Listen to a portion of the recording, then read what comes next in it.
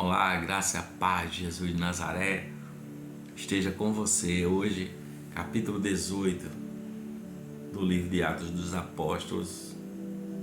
Depois disto, partiu Paulo de Atenas e chegou a Corinto. E achando um certo judeu por nome Áquila, natural do Ponto, que havia pouco tinha vindo da Itália, e Priscila, sua mulher, pois Cláudio tinha mandado que todos os judeus saíssem de Roma, se ajuntou com eles. E como era do mesmo ofício, ficou com eles e trabalhava, pois tinham por ofício fazer tendas. E todos os sábados disputava na sinagoga e convencia a judeus e gregos. Quando Silas e Timóteo desceram da Macedônia, foi Paulo impulsionado pela palavra, testificando aos judeus que Jesus era o Cristo. Mas resistindo e blasfemando eles, sacudiu as vestes e disse-lhes: o vosso sangue seja sobre a vossa cabeça, eu estou limpo, desde agora parto para os gentios. E saindo dali, entrou em casa de um homem chamado Tito Justo, que servia a Deus e cuja casa estava junto da sinagoga. E Crispo, principal da sinagoga, creu no Senhor com toda a sua casa. Também muitos dos coríntios, ouvindo-o, creram e foram batizados. E disse o Senhor em visão a Paulo: não temas, mas fala e não te cales, porque eu sou contigo, e ninguém lançará a mão de ti para te fazer mal, porque tenho muito povo nesta cidade. E ficou ali 1 ano e 6 meses ensinando entre eles a palavra de Deus. Mas sendo Galho procônsul da Acaia, levantaram-se os judeus concordemente contra Paulo e os levaram ao tribunal, dizendo: este persuade os homens a servir a Deus contra a lei. E querendo Paulo abrir a boca, disse Galho aos judeus: se houvesse, ó judeus, algum agravo ou crime enorme, com razão vos sofreria, mas se a questão é de palavras e de nomes e da lei que entre vós há, vede-o vós mesmos, porque eu não quero ser juiz destas coisas. E expulsou-os do tribunal. Então todos agarraram Sóstenes, principal da sinagoga, e o feriram diante do tribunal. Porém a Galho nada dessas coisas o incomodava. E Paulo, ficando ainda ali muitos dias, despediu-se dos irmãos e dali navegou para a Síria, e com ele Priscila e Áquila, tendo rapado a cabeça em Cencreia, porque tinha voto. E chegou a Éfeso, deixou-os ali, mas ele, entrando na sinagoga, disputava com os judeus, e rogando-lhe eles que ficasse por mais algum tempo, não conveio nisso. Antes se despediu dele, dizendo: querendo Deus, outra vez voltarei a vós. E partiu de Éfeso.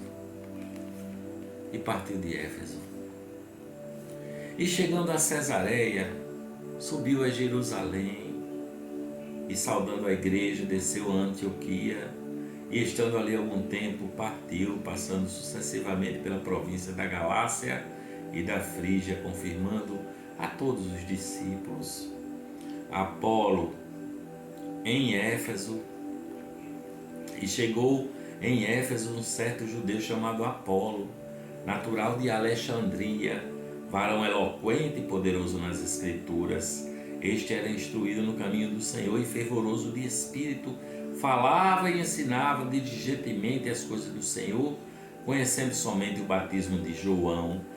Ele começou a falar ousadamente na sinagoga. Quando o ouviram, Priscila e Áquila o levaram consigo e lhe declararam mais pontualmente o caminho de Deus.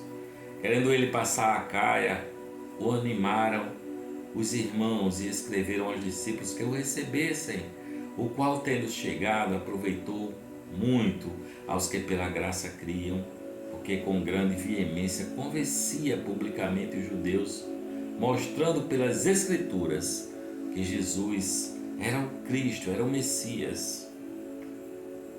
E sucedeu que, enquanto Apolo estava em Corinto, Paulo, tendo passado por todas as regiões superiores, chegou a Éfeso e, achando ali alguns discípulos, disse-lhes: Recebestes vós já o Espírito Santo quando crestes?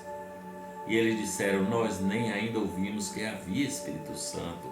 Perguntou-lhes então: Em que sois batizados então? E eles disseram: No batismo de João. Mas Paulo disse: Certamente João batizou com o batismo do arrependimento, dizendo ao povo que cresce no que após ele havia de vir, isto é, em Jesus Cristo.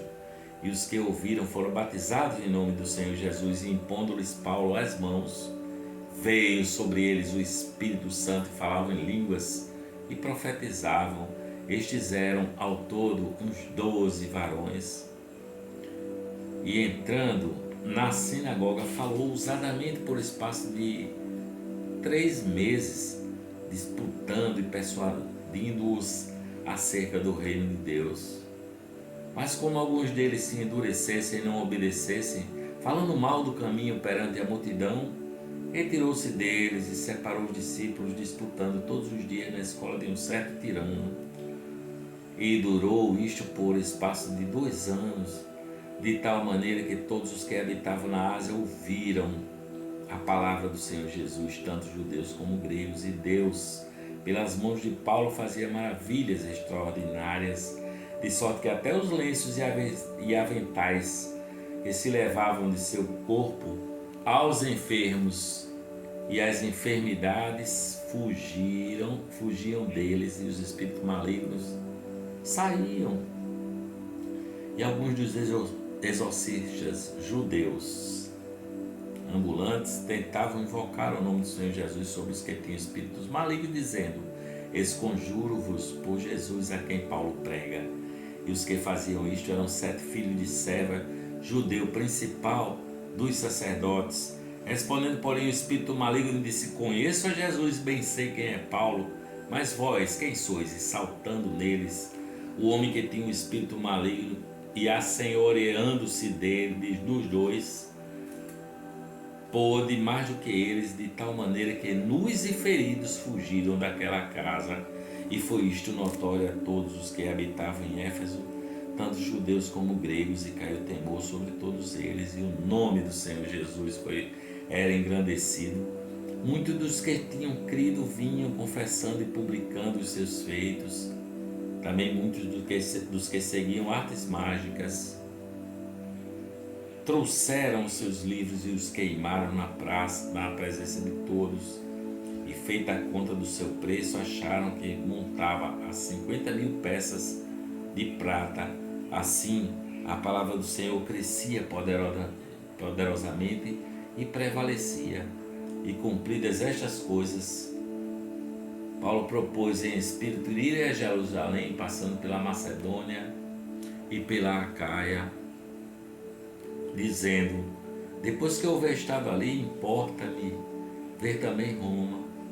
E enviando à Macedônia 2 daqueles que o serviam, Timóteo e Erasto, ficou ele por algum tempo na Ásia. Naquele mesmo tempo houve um não pequeno alvoroço acerca do caminho, porque um certo ourives da prata, por nome Demétrio, que fazia de prata nichos de Diana, dava não pouco lucro aos seus artífices, aos quais, havendo-os ajuntado com os oficiais de obras semelhantes, disse: Varões, vós bem sabeis que deste ofício temos a nossa prosperidade, e bem vedes e ouvis que não só em Éfeso, mas até quase em toda a Ásia, este Paulo tem convencido e afastado uma grande multidão, dizendo que não são deuses os que se fazem com as mãos. Não somente há o perigo de que a nossa profissão caia em descrédito, mas também de que o próprio templo da grande deusa Diana seja estimado em nada, vindo a majestade daquela que em toda a Ásia e o mundo veneram a ser destruída.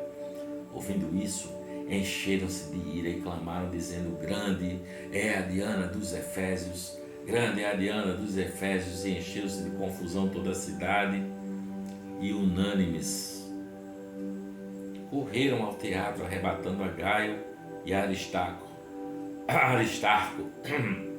macedônios, companheiros de Paulo na viagem, e querendo Paulo apresentar-se ao povo,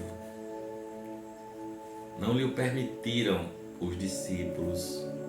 Também alguns dos principais da Ásia, que eram seus amigos, lhe rogaram que não se apresentasse no teatro. Uns, pois, clamavam de uma maneira, outros de outra, porque o ajuntamento era confuso e os mais deles não sabiam por que causa se tinham ajuntado. Então tiraram Alexandre dentre a multidão, impelindo os judeus para diante. E Alexandre, acenando com a mão, queria dar razão disto ao povo. Mas quando conheceram que era judeu, todos unanimemente levantaram a voz, clamando por espaço de quase 2 horas: Grande é a Diana dos Efésios! Grande é a Diana dos Efésios! Então, o escrivão da cidade, tendo apaziguado a multidão, disse: Varões Efésios, qual é o homem que não sabe que a cidade dos Efésios é a guardadora do templo da grande deusa Diana e da imagem que desceu de Júpiter? Ora, não podendo isto ser contraditado, convém que vos aplaqueis e nada façais temerariamente, porque estes homens que aqui trouxestes não são sacrílegos, nem blasfemam da vossa deusa, mas se Demétrio e os artífices que estão com ele têm alguma coisa contra alguém, há audiência e há procônsules que se acusem uns aos outros. Mas se alguma outra coisa demandais, averiguar-se-á em legítimo ajuntamento. Na verdade, até corremos perigo de que, por hoje, sejamos acusados de sedição, não havendo causa alguma com que possamos justificar este concurso. E tendo dito isto, despediu o ajuntamento. Essa é a palavra de Deus hoje para mim e para você, no passeio que estamos fazendo no livro de Atos dos Apóstolos. Se inscreva no nosso canal, dê joinhas, curta e compartilhe os nossos vídeos para que o bom perfume de Jesus se espalhe por todo mundo. Beijo e amém.